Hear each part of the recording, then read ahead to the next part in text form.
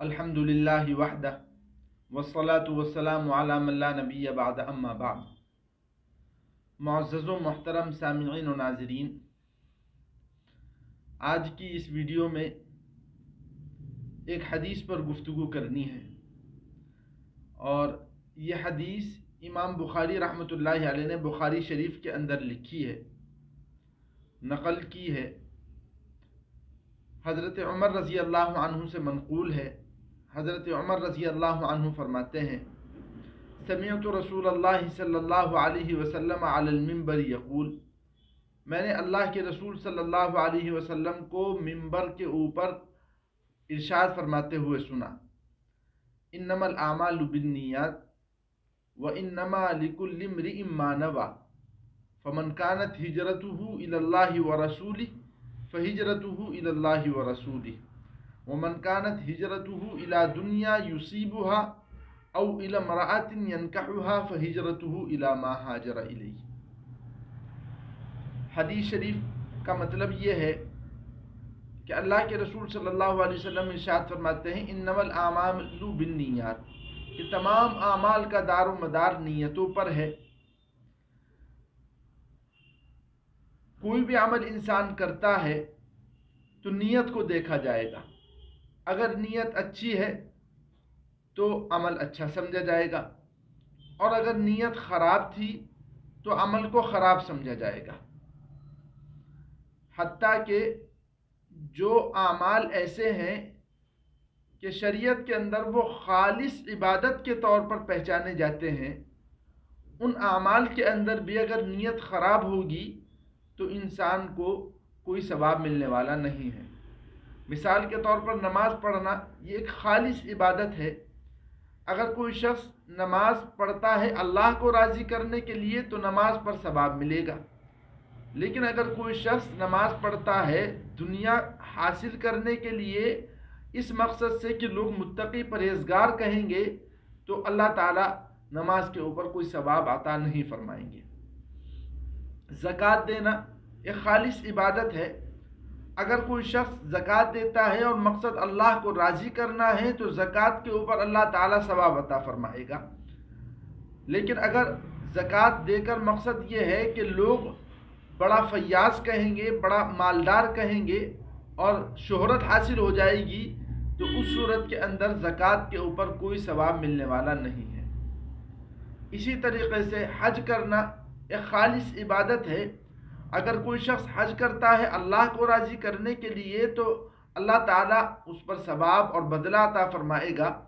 और अगर हज किया गया और मकसद ये है कि लोग हाजी कहेंगे, जहाज़ का सफ़र हो जाएगा और तफरीह हो जाएगी, ये मकसद होगा, तो उस सूरत के अंदर हज के ऊपर कोई सवाब मिलने वाला नहीं है।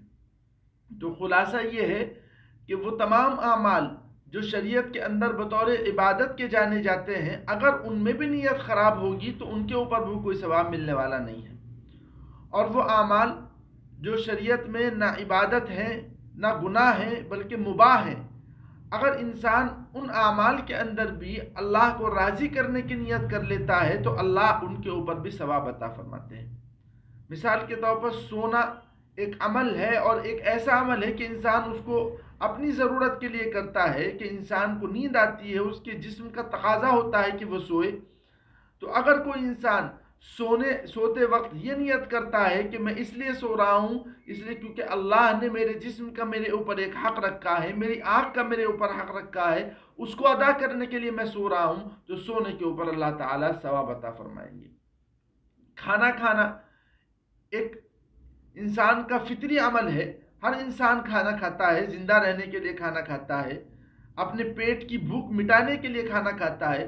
अगर कोई इंसान खाना खाने के अंदर ये नियत कर ले कि मैं इसलिए खा रहा हूँ क्योंकि अल्लाह ने इंसान को हुक्म दिया है कि अपनी जान बचाओ और अल्लाह ने हुक्म दिया है कि मेरी इबादत करो, अगर मैं खाना खाऊंगा तो ज़िंदा रहूँगा और खाना खाऊंगा तो मेरे जिस्म में ताकत आएगी और मैं अल्लाह की इबादत कर सकूँगा, तो खाना खाने के ऊपर अल्लाह सवाब अता फरमाएगा। इसी तरीक़े से पानी पीना, निकाह करना, ये तमाम आमाल ऐसे हैं जो इंसान अपनी फितरी ज़रूरत के लिए करता है, लेकिन अगर इसमें खुलूस नीयत हो, अल्लाह को राज़ी करने की नीयत कर ली जाए, تو اللہ ان کے اوپر بھی ثواب عطا فرماتا ہے۔ اب رہے وہ اعمال جو شریعت کے اندر گناہ کے طور پر پیش کیے گئے ہیں، تو ان اعمال کو اگر انسان اچھی نیت سے بھی کرے گا تب بھی اس کے اوپر کوئی ثواب نہیں ملے گا، بلکہ ان کے اوپر عذاب ہی ملے گا اور گناہ ہی ملے گا۔ تو خلاصہ یہ ہے کہ یہ ایک بنیادی چیز ہے، اگر انسان اچھی نیت کرے گا تو وہ اعمال جن پر ثواب ملنے والا ہے ان پر ثواب ملے گا، اور اچھی نیت نہیں کرے گا تو ان کے اوپر کوئی ثواب نہیں ملے گا۔ اور وہ اعمال جن پر کوئی ثواب ملنے کا وعدہ نہیں، اگر ان میں بھی اچھی نیت کر لی جائے گی تو اللہ ثواب عطا فرمائے گا۔ اور حدیث کے اندر آگے اللہ کے رسول صلی اللہ علیہ وسلم نے ارشاد فرمایا وَإِنَّمَا لِكُلِّ امْرِئٍ مَّا نَوَىٰ، کہ ہر انسان کے لیے وہ ہے جس کی اس نے نیت کی۔ یہ ضابطہ بتا دیا کہ ایک عمل کے اندر جتنی نیت کر لے گا اللہ تعالیٰ اتنی ہی ثواب اس کو عطا فرما دے گا۔ مثلا کوئی آدمی مسجد جا رہا ہے تو مسجد جانا ایک عمل ہے، اس کے اندر اگر مختلف نیتیں کر لیتا ہے، ایک نیت یہ کرتا ہے کہ میں مسجد میں جا کر نماز پڑھوں گا، تو ظاہر ہے مسجد جانا ثواب کا کام بن گیا۔ اور اگر ایک نیت یہ بھی کر لیتا ہے کہ اگر راستے میں کوئی شخص ملا تو اسے سلام کروں گا، تو اب اس میں 2 ثواب مل جائیں گے۔ اور اگر ایک نیت یہ بھی اس کے اندر ملا لیتا ہے کہ راستے میں اگر کوئی تکلیف دہ چیز ملی تو میں اس کو ہٹا دوں گا، تو ظاہر ہے کہ 3 عمل کی نیت اس نے کر لی، تو عمل ایک ہے اور 3 نیتیں کی گئیں تو اللہ تبارک و تعالیٰ 3 ثواب عطا فرمائیں گے۔ تو یہ اصول اور ضابطہ اللہ تعالیٰ نے بیان کیا اور شریعت کو بالکل آسان بنا کر پیش کیا ہے، عمل کرنے کی ضرورت ہے۔ پھر آگے فرمایا فَمَنْ كَانَتْ هِجْرَتُهُ إِلَى اللَّهِ وَرَسُولِهِ فَهِجْرَتُهُ إِلَى اللَّهِ وَرَسُولِهِ، جو اللہ اور اس کے رسول کے لیے ہجرت کرے گا تو اللہ اور اس کے رسول کے لیے اس کی ہجرت ہے۔ جب اسلام کمزور تھا اس وقت اللہ نے حکم دیا کہ تمام لوگ اپنا گھر، اپنا مال، اپنی جائیداد، اپنے رشتہ داروں کو چھوڑ کر مدینہ منورہ پہنچو اور اسلام کو مضبوط بناؤ، اور اس کو ایک عبادت کے طور پر اللہ تعالیٰ نے پیش کیا۔ تو بہت سارے لوگوں نے ہجرت کی۔ اب جب بہت سے لوگوں نے ہجرت کی تو مقاصد مختلف ہو گئے، نیتیں مختلف ہو گئیں۔ بعض لوگوں نے نیت یہ کی کہ ہم ہجرت اس لیے کر رہے ہیں کہ اللہ کو راضی کریں گے، رسول اللہ صلی اللہ علیہ وسلم کا جوار نصیب ہوگا، اسلام مضبوط ہوگا۔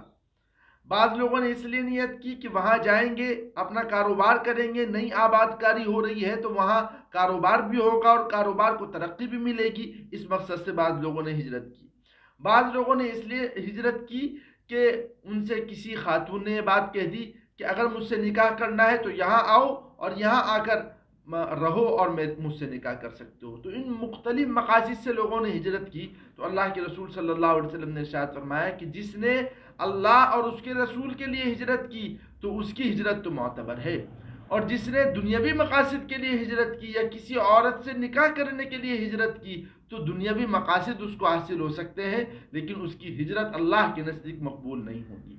تو اس حدیث کے اندر یہ پیغام دیا گیا ہے کہ ہمیں اپنا ہر عمل اللہ کو راضی کرنے کے لیے کرنا ہے اور اپنے ہر عمل کے اندر نیت کو خالص کر لینا ہے۔